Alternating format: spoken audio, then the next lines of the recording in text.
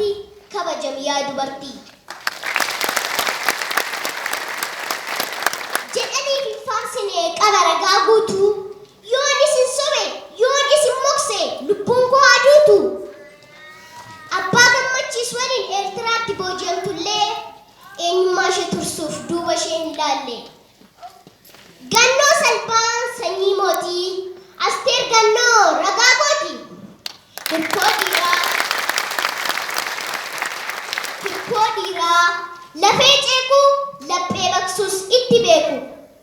Maahii bubaa sanyii mootii gurraattittiin ragaa kooti.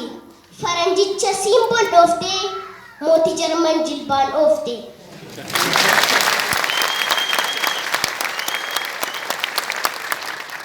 Yoororroo onnee raasu gaafa lolaas gamaan baasu. Mootittii Walloo ishee raayyaa keessaa gootummaa warqituu seenaatu odeessa. Dubartiin hayyuudha dubartiin waa maraa warri dursan beekne kana booda baraa.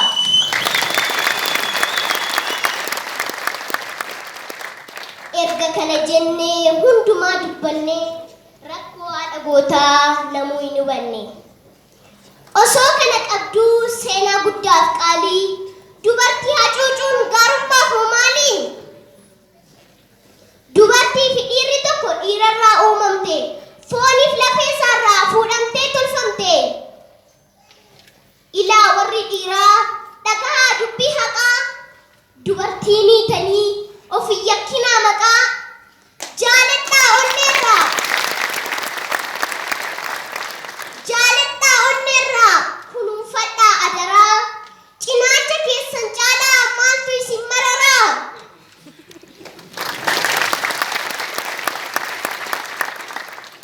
Irreegamin haati dhiiraa hin dhiitamin haati firaa. Hin jeeqamin hangaftittiin hin miidhamin gallaaftittiin. Aadaa boodatti hafaan hin dhangala'in dhiigni ishee. Olaantummaa dhiiraan hin sarbamin mirgi ishee. Haa barattu isheenis hin hafin dukkanatti boru biyya kanaaf dhaabbattee dubbatti.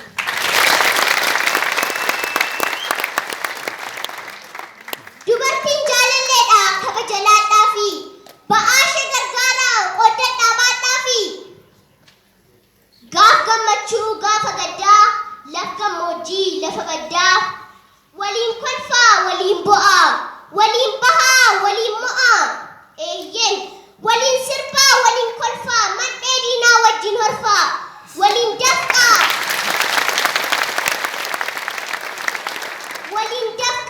waliin argadhaa waliin dagaagaa waliin bal'adhaa. Akka gadaa keenyaa akka duudhaa abbootii anis dhugaan himaa amma humna kootii. Gaafa sirna gadaa gaafa jila aadaa gaafa iddoo seenaa gaafa sirnaaf seeraa isheetu mijeessa isheetu qixeessa isheetu of galcha isheetu ol galcha. Jala sararee dubbadheen dubbii isiniif fixa. Dubartii fi dhiirri yoomiyyuu wal qixa.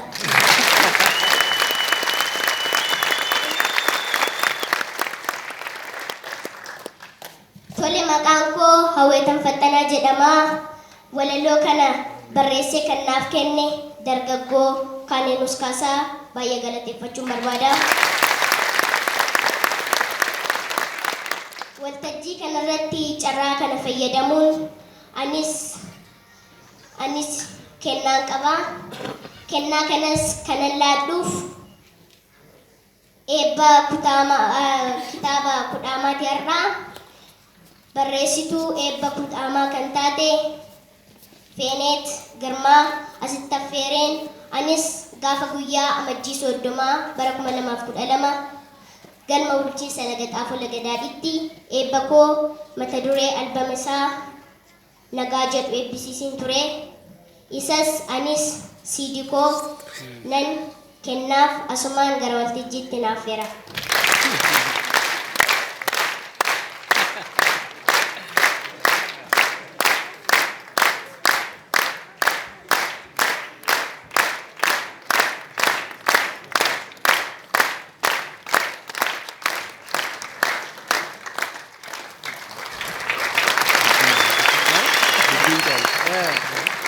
Tole asumaan ergaan dabarfachuu barbaadu booddee